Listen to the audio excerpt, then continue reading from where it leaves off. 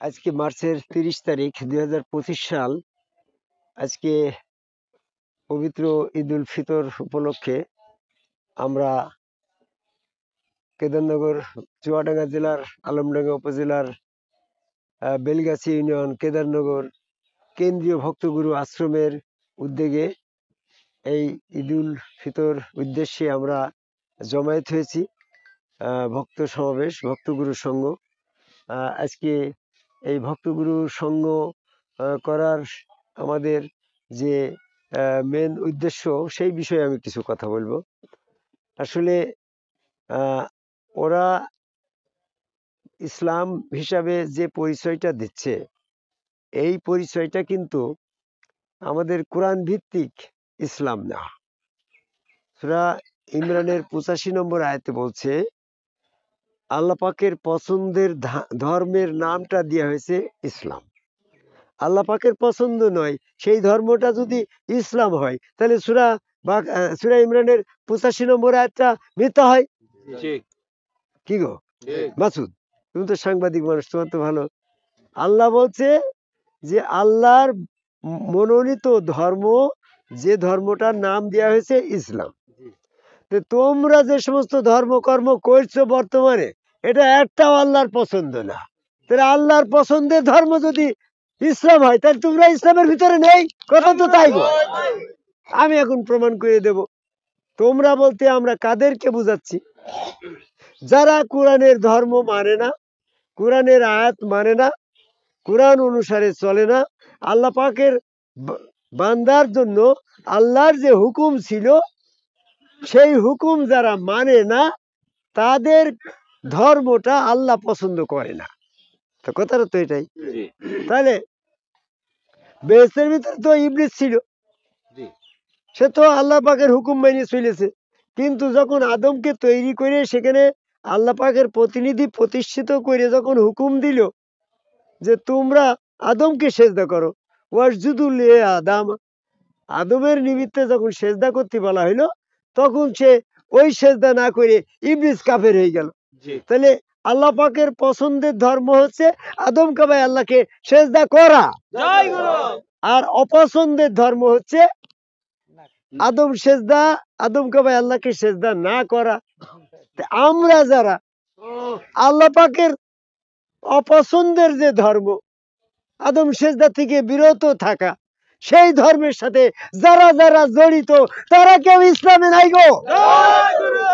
আমি যেটা বলি, তাহলে আল্লাহ পাকের পছন্দ আর অপছন্দ নিয়ে যদি আমরা একটু বিশ্লেষণ করি, বলি, তাহলে কথাটা হয় কি, যে মনে করো বর্তমান তাবলিগ আল হাদিস সাহেব, জামাত ইসলাম চরমুনা, ফুরফুরা, মানিকগঞ্জ, আটরশি, হেফাজত ইসলাম, হিজবুত তাহির দিয়ে তোমার কাদিয়ানিরা যারা বর্তমানে এই তোমার মিজানুর হক নাকি মিজানুর রহমান আজারি, মামুনুল হক, এই এরকম ভাবে আমাদের কুষ্টিয়ায় আবার কিটা আছে গো, যে আমির হামজা।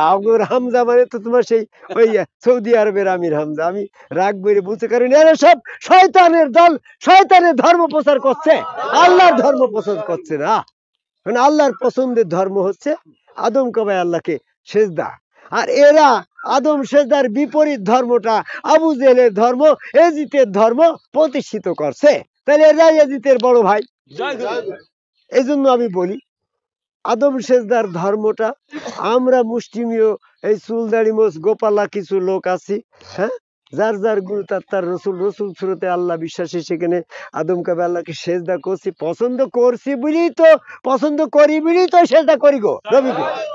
তো এইখানে আমরা এই পছন্দ করি, আর ওরা আমির হামজা মতন যারা হিজবুত তাহির যারা আছে, এই জামাত ইসলামের নেতা কর্মী, এরা অপছন্দ করে, তাই আমাদের সাথে বিরোধিতা করে। আমাদের সাথে বিরোধিতা যে তারা করে, তার প্রমাণ কি আমি দেখি দেবো? দেখো, আমরা মোষ রেখে দিয়েছি, আমাদের মোষ রাখা অপছন্দ করে বিধায় তারা মোষ কাইটি ফেলে। তারা আমাদের অপছন্দ করে কারণ মোষ আমরা রেখে দিয়েছি, আমরা আদম সেজদা করি, এই আদম সেজদাটা পছন্দ করে না, অপছন্দ করে। এই জন্য বলবো ওরা মোষ রেখে দিয়েছে, আমরা মোষ কাইটি ফেলবো। যেমন হাসানকে যখন, হোসেনকে যখন, হুসেনকে সেজদা দেওয়ার জন্য এজিদকে যখন বলা হইলো বায়াতের মাধ্যমে, এজিদ ওটা করলো না, সে হুসেনের বিরুদ্ধে হয়ে গেল। তাহলে হুসাইনের দলকে অপছন্দ করলো। তাহলে হুসাইনের দলকে অপছন্দ করার প্রমাণ দেখাইলো হুসাইনের মোষ ছিল এজিদ মোষ কাটি ফেললো, অপছন্দ তো। তা আমাদের মোষ আছে, চুল দাড়ি আছে, এটা আমাদের আমরা পছন্দ করছি, আমরা আদম কাবায় সেজদা করি, এটা আমাদের পছন্দের কাজ। এই এজিতের লোক অনুসারীরা বলছে ওই মোষ রেখেছে, ওটা আমার অপছন্দ। তখন মোষ রেখে হাসি বলতে ঘুষি মারতে পারছি না তাকে, তো কি করা যায়, আমরা কাটিয়ে ফেলবো। তো এই জন্য আমাদের সাথে বিরোধিতা করি, ওরা কাটি ফেলছে। কারণ তোমার দেখা দেখি আমি, না আমার দেখা দেখি তুমি। আমরা মোষ রাখি, আদম আলাইহিস সালামের মোষ ছিল, এরকম প্রত্যেক নবীর ছিল। আমার নবী মোহাম্মদ সাল্লাল্লাহু আলাইহি ওয়াসাল্লামের ছিল, হযরত আলীর ছিল, এরকম ভাবে হাসান হুসেনের ছিল। তো বলছে তোমার হযরত আলীর যে মোষ ছিল, এই নবীদের যে মোষ ছিল, আদম আলাইহিস সালামের মোষ ছিল, কারবালার প্রান্তরে হুসাইন আলাইহিস সালামের মোষ ছিল, তুমি হাসিবুল কাতার দেখিয়াই হস নাকি? তুমি এখন এত সাক্ষী দিচ্ছ, তুমি বাংলাদেশ পৃথিবীতে সবই জ্ঞানী, আর কেউ জ্ঞানী নাই নাকি? তোমার কোন ফটোকপি দিয়ে তুমি প্রমাণ করবা যে এরকম আদম আলাইহিস সালামের মোষ ছিল? তা আমি দেখলাম যে ছেলেটা যৌবন প্রাপ্ত হইলে তখন তার মোষ উঠল। তো যৌবনে তো প্রমাণ করছে যে মোষ আছে, যৌবন আছে তার প্রমাণ কি তার বিয়ে দেওয়া হইল? যে বিয়ে না যৌবন না হলে কারো বিয়ে দেয় গো? তাহলে বিয়ে যখন আছে তাহলে তার যৌবন আছে, যৌবন যার আছে তার মোষ আছে। তো আমার নবীর মোষ ছিল না রে, মোষ যদি না থাকে তাহলে স্ত্রী থাকলো কান্তি। তাহলে স্ত্রী যখন ছিল তার যৌবন ছিল, যৌবন যখন ছিল আমার নবীর মোষ ছিল গো। তো কাইটিয়ে ফেললো হলো। তো কাইটলো কবে? আল্লাহ বললো যে দেখো, প্রাচীন কাল থেকে আমি আদম আলাইহিস সালামের মোষ দিয়েছি, তোমাদেরও দিয়েছি, প্রাচীন কাল থেকে আল্লাহর দেওয়া সুন্নত। এখন আল্লাহ যেটা দেয় সেইটাই তো আল্লাহর সুন্নত নাকি? এই মোষ কিরা দিয়েছে? তার আল্লাহর সুন্নত। সূরা তাহারা 23 নম্বর, সূরা আল ফাতির 23 নম্বর আয়াতে বলছে আল্লাহর দেওয়া প্রাচীন কাল থেকে সুন্নতের পরিবর্তন করো না। এই আয়াতে কোন আয়াতে, কোন কোরআনের আয়াত, কোন কিতাবের আয়াত? এটা তো এই কোরআনেরই আয়াত। তাহলে কোরআনের আয়াত তো নবীর পরই নাজিল হয়েছে। তাহলে হুকুমটা কি শুধু তাবলীগ আলাগের জন্য, না নবী মুহাম্মদ সাল্লাল্লাহু আলাইহি ওয়াসাল্লামের জন্য? তাহলে নবী মুহাম্মদ সাল্লাল্লাহু আলাইহি ওয়াসাল্লামের প্রতি এই হুকুম ছিল পরিবর্তন কইরো না। আর নবী মোষ কাইটে পরিবর্তন হয়ে গেল, তাহলে আল্লাহ পাকের একটা হুকুম অমান্য করলো না নবী মোষ কাইটে গো। তো বলছে যে তা যদি করে আল্লাহ তার মাফ করিয়ে দেবে। তা আল্লাহ যদি এই নবী মুহাম্মদ সাল্লাল্লাহু আলাইহি ওয়াসাল্লামের মোষ কাটার এই নির্দেশটা, এই আয়াতটা অমান্য করেছে, আল্লাহ পাকের সূরা আল ফাতির 23 নম্বর আয়াতটা নবী মুহাম্মদ সাল্লাল্লাহু আলাইহি ওয়াসাল্লাম ইচ্ছাকৃত তৎকালীন সময়ের এই তোমার এই মুনাফিকদের সন্তুষ্ট করার জন্য নবী মোষটা ছোট করে ফেললো। তাহলে সূরা আল ফাতির 23 নম্বর আয়াত নবী মুহাম্মদ সাল্লাল্লাহু আলাইহি ওয়াসাল্লাম অমান্য করলো। তো অমান্য করেছে, আল্লাহ বলছে যে আমার প্রিয় হাবিব মুহাম্মদ তাকে তৈরি না করলে কিছুই তৈরি করতাম না, সে যদি একটা আয়াত অমান্য করে আমি মাফ করে দেবো। তো তুমি আছে বলে এত কষ্ট কিসের? আল্লাহ বলতে পারে তো। তা আমার কোনো কষ্ট নেই, তুমি মুহাম্মদ সাল্লাল্লাহু আলাইহি ওয়াসাল্লামকে সব মাফ করে দাও, ছাড় করে দাও, আমার কোনো কষ্ট নেই। কিন্তু তোমার প্রতিপক্ষ দল ওই ইবলিসের আবার একটা কষ্ট আছে। ইবলিস ফট করে দেয় আল্লাহর কাছে আত্মপক্ষ সমর্থনে যুক্তি প্রদর্শন করলে, ইয়া রাসূলুল্লাহ, হে প্রভু, আপনি আমাকে একটা আয়াত অমান্য করার কারণে দোজখ থেকে বের করে, ব্যস্ত থেকে বের করে আমাকে লানত দিলেন, আর আপনার নবী মুহাম্মদ সাল্লাল্লাহু আলাইহি ওয়াসাল্লাম মোষ কাইটে সূরা আল ফাতির 23 নম্বর আয়াতটা অমান্য করলো, তো তাকে তুমি ক্ষমা করেছো, জান্নাতে দিয়েছো, তো আমারও একটা ক্ষমতা, একটা ছাড় তো না, আমি তো ছাড় পাই একটা নাকি? তো আল্লাহ তখন বিপদে পড়ে যাবে না? নবী মুহাম্মদ সাল্লাল্লাহু আলাইহি ওয়াসাল্লামের মোষ কাটার একটা আয়াত যদি ছাড় দেয়, তাহলে ইবলিসেরও একটা ছাড় দেওয়া যায়, একটা তো। তাহলে একটা ছাড় দিলে তো ইবলিস আবার বেহেশতে চলে যাবে। তো বেহেশত নাই দিবি আল্লাহ সেই মুহূর্তে, বেহেশত তোমার হাসরের দিন নাই দিয়েই দিলে বেহেশত। বেহেশত যাই বলছে যে আল্লাহ, এখন তুমি আমার এই নবী মুহাম্মদ সাল্লাল্লাহু আলাইহি ওয়াসাল্লামের মোষ কাটায় আমি যে আর্গুমেন্ট করলাম, এই আর্গুমেন্টের পরিপ্রেক্ষিতে নবী মুহাম্মদ সাল্লাল্লাহু আলাইহি ওয়াসাল্লামের মোষ কাটার পরও বেহেশত রাখার খাতিরে আমাকে নাই বেহেশত দিলে একটা ছাড় দিয়ে। তবে এত বছর যে বেহেশতের বাইরে থাকলাম, এত এই আরামগুলো আমার ফেরত দাও, এরকম একটা বিপদে পড়ে যাবে না? তো তা নাই, তুমি নাই দিলে, তাহলে তোমার এই বের করাটা ভুল ছিল। তো তখন আল্লাহ তো মোহাম্মদের কারণে ইবলিসের কাছে ভুল স্বীকার করে সরি বলা লাগবে নাকি? তো তোমরা এত তোমার এই মোজ কাটার ব্যাপারটা নিয়ে নবী মোহাম্মদ সাল্লাল্লাহু আলাইহি ওয়াসাল্লামের উসিলা দিয়ে সেদিন আল্লাহ পাকের দায় ঠিকই আল্লাহকে ইবলিসের কাছে সরি বলা, তোমাদের মতন মূর্খ আমি হাসিবুল নাকি গো? আমি এটা মানি না। বরং কথাটা হচ্ছে নবী মোহাম্মদ সাল্লাল্লাহু আলাইহি ওয়াসাল্লাম মোজ কাটেই নাই বলে, তাহলে তোমরা বলছো যে হাদিসে বলছো নবী মোজ রাখা হারাম করেছে। সূরা তাহরিমের 1 নম্বর আয়াত খুলে দেখো, আল্লাহ নবীকে ধমক দিচ্ছে, হে নবী, আমি যা কিছু হালাল করেছি তা তুমি হারাম করো না, হারাম করতে পারো না। তা আল্লাহ হালাল করেছে, মোষ আদমকে দিয়েছে, বেহেশতের ভিতরে ছিল, বেহেশতের ভিতর তো মোষ হালালই, তো হারাম জিনিস কি বেহেশতে থাকে নাকি? তো তাহলে মোষ আল্লাহ দিয়েছে, আল্লাহ হালাল করলো, তুমি নবী মোহাম্মদ এটারে হারাম করে মোষের পানি পর্যন্ত হারাম করে দিয়ে মোষ ছোট করে দাড়ি লম্বা করে ভণ্ডামি কথা তোমরা নবী বুঝলে বেড়াচ্ছ, বহু বহু বলো, তাতে হাসিবুলের কোনো আপত্তি নাই। আমার নবী সম্পর্কে ভণ্ডামি কথা, মিথ্যা কথা নবীর পরে মিথ্যা আরোপ করি, আমি তাদের পরে জিহাদ ঘোষণা করি। এই সমস্ত তাবলিগ আলা হাজী সাহেব, চরমোনাই, ফুরফুরা, মানিকগঞ্জ, আটুসি, দেওয়ানবাগ, জামাত ইসলাম আরো যারা কাদিয়ানি আছে, এরা সম্পূর্ণ মোষ কেটে নবীর নামে মিথ্যা আরোপ করছে। যারা আল্লাহর নামে নবীর নামে মিথ্যা আরোপ করে তারাই সবচেয়ে বড় জালিম। সূরা হুদের 18 নম্বর আয়াত। এই সমস্ত জালিমদের দল পরিত্যাগ করে আমরা মোষ রাখিছি, আমাদের সাথে ঘুষি না মারতে পারিয়ে হিংসে করে মোষ কেটে তোমরা আলাদা দল হয়ে গিয়েছ। আমরা তোমাদের মতো নাই, এই জন্য আমরা আমাদের মতো করে কোরআন মোতাবেক ধর্ম পালন করি। কোরআন মোতাবেক ধর্ম কি? আল্লাহর পছন্দ যে ধর্ম, সেই ধর্মটা হবে আল্লাহর ধর্ম, ইসলাম ধর্ম। তো আমি অনেক কথা বলেছি এই পরিসরে ঈদুল ফিতরের এই ভক্ত সঙ্গে, শুধু এতটুকুই বলি যে আমাদের মূল ধর্ম হচ্ছে আদম কাবে আল্লাহকে সেজদা করা, আর ইবলিসের মূল ধর্ম হচ্ছে আদম সেজদা না করা। কারণ আদম সেজদার আয়াত অমান্য করা ছাড়া তো ইবলিসকে আর কোনো অপরাধে লান্নতি দেওয়া হয় নাই। তাহলে আমরা যদি ধর্ম আর অধর্ম খুঁজতে যাই, তাহলে ওই জায়গায় তো আমার ফিরে যাওয়া লাগে গো। কারণ কথাটা এরকম, তো তাহলে ফিরে যেয়ে দেখা গেল দুটো বিষয় বর্তমানে আর্গুমেন্ট করবো, মনে করো হাইকোর্টে আর্গুমেন্ট হইল যে আদম সেজদার পথটা কার কার পছন্দ। তখন প্রথমে দেখা হইলো আল্লাহকে ডাকা, আল্লাহকে সাক্ষী রাখা হইলো, আল্লাহ তোমার পক্ষে তুমি সাক্ষী দাও, প্রকৃত পক্ষে আদম সেজদার এটা তোমার পছন্দ না অপছন্দ? আল্লাহ যদি তোমার এই তাবলিগ আলা মিজানুর রহমান আজহারীকে সন্তুষ্ট রাখার জন্য যদি হাইকোর্টে যাই বলে যে এই কাজটা মানুষকে সেজদা করা, এই আদম কাবায় আল্লাহকে সেজদা করা, এটা আমি আল্লাহর পছন্দ না অপছন্দ, তখন ফেরেশতারা ওকে বলছে, আল্লাহ তোমার যদি অপছন্দ হয় তাহলে আমাদের কেন হুকুম করলে? তাহলে একটা জায়গায় আদম আল্লাহ আটকে যাবে না? তারপরে ইউসুফের 11 ভাই পিতামাতা ইউসুফকে সেজদা করে তখন বলবে, আচ্ছা আমরা যখন ইউসুফকে সেজদা করলাম, এই অপছন্দ কাজটা যখন করলাম, তুমি তো নিষেধ একবার করলে না, তুমি আজকে হাইকোর্টে দাঁড়িয়ে বলছো এটা আমার অপছন্দ, তা তো মেনে নেওয়া যায় না। তাহলে আল্লাহ নিশ্চয় এরকম ভুল করে না। আল্লাহ বলবে আদমকে, ভাই আল্লাহকে সেজদা করা ওটা আমার হুকুম ছিল, আমার পছন্দ ছিল। এবার ফেরেশতাদের ডাক হইলো, তোমাদের কি? তাহলে আমরা তো পছন্দ করি বলি তো আদম সেজদা করেছি, তাহলে ফেরেশতাদের পছন্দ।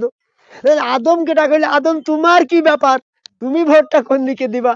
তো আমি যখন সেজদা গ্রহণ করেছি তো আমার পছন্দ বুঝেই তো আমি করেছি। তোমার যে ছেলেটা পছন্দ নাই, ওই মেয়েটা কি ওই ছেলেকে বিয়ে করবে নাকি? বিয়ে যখন করিয়েছে তাহলে নিশ্চয় পছন্দ ছিল বলেই তো করিয়েছে। আমি আরবিক সাহিত্যের পরে মাস্টার্স করছি বলেই সাহিত্য এসে যাচ্ছে, তাই বলছি। বিষয়টা এরকম, আল্লাহর পছন্দ, ফেরেশতাদের পছন্দ, আদম কাবে আল্লাহকে সেজদা করা, আদমেরও পছন্দ ছিল আদম কাবে আল্লাহকে সেজদা করা। এখন বলো সবকিছু হাসিবুল বয়ান করে, নবী মোহাম্মদ সাল্লাল্লাহু আলাইহি ওয়াসাল্লাম আদম সেজদার পক্ষে ছিল না বিপক্ষে ছিল?